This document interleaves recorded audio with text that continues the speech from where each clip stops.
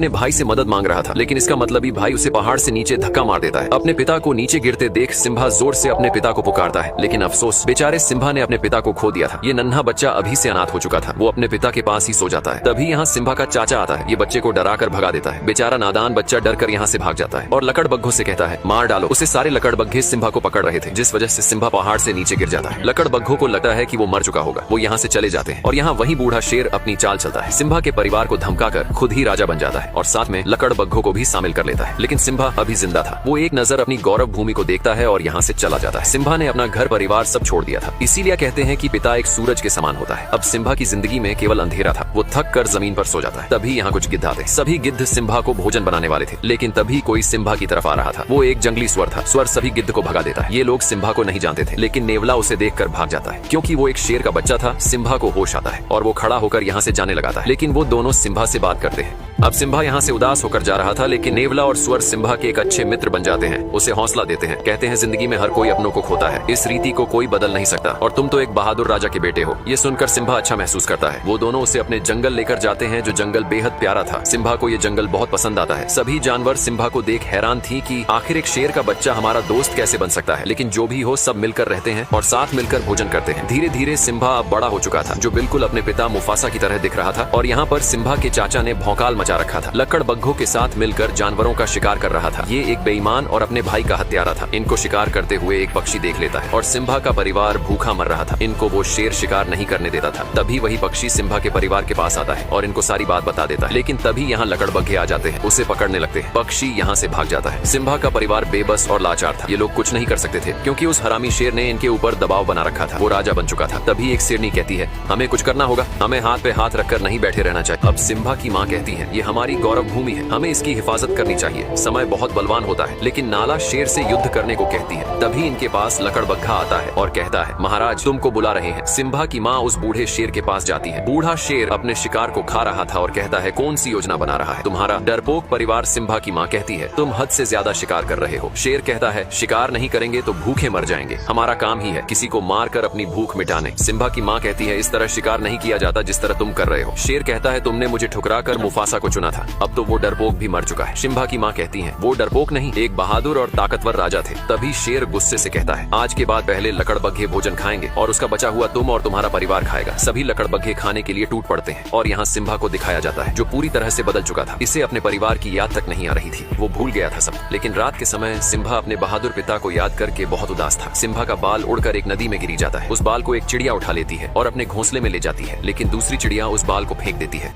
अब सिम्बा के बाल को एक चिड़िया उठा लेती है और अपने घोंसले में लेकर जाती है, लेकिन दूसरी चिड़िया जानती थी ये घास नहीं बल्कि किसी जानवर का बाल है। जिस वजह से चिड़िया सिम्बा के बाल को फेंक देती है, वो बाल बबूल के पेड़ पर गिरता है। जिराफ बबूल के पत्तों के साथ सिम्बा के बाल को भी खा लेता है। अब एक कीड़े को दिखाया जाता है जो जिराफ के मल को ढकेल कर ले जा रहा था, लेकिन जिराफ का मल लुढ़क कर टूट जाता है और सिम्बा का बाल उड़कर दूर चला जाता है। जहाँ बहुत सारी चींटियां थी, एक चींटी बाल को उठाकर ले जाने लगती है। तभी एक बंदर चींटी के पास उस बाल को देख लेता है। बंदर ने पहचान लिया था कि ये सिम्बा का ही बाल है और सिम्बा अभी जिंदा है। ये संदेश एक खुशी का संदेश था। बंदर खुश था क्योंकि इनका राजा फिर से गौरव भूमि पर राज करेगा। और यहाँ सिम्बा के दोस्त पर एक शेर हमला कर रहा था। इनके जंगल में एक शेर घुस चुका था। सिम्बा का दोस्त अपनी जान बचाकर भाग रहा था। वो शेर का शिकार होने ही वाला था। तभी सिम्बा उस शेर को दबोच लेता है। दोनों ही एक दूसरे से कम नहीं थे, लेकिन दूसरा शेर सिम्बा को दबोच लेता है। सिम्बा उसे नाला कह के पुकारता है। दोनों एक दूसरे को जानते थे। ये नाला सिम्बा की बचपन की दोस्त थी। नाला सिम्बा को जिंदा देखकर बहुत खुश होती है, क्योंकि नाला को सिम्बा मिल गया था और सिम्बा को उसका प्यार। अब सिम्बा और नाला इतने दिनों के बाद एक दूसरे को देखकर बहुत खुश थे। नाला सिम्बा का बचपन का प्यार था। सिम्बा कहता है नाला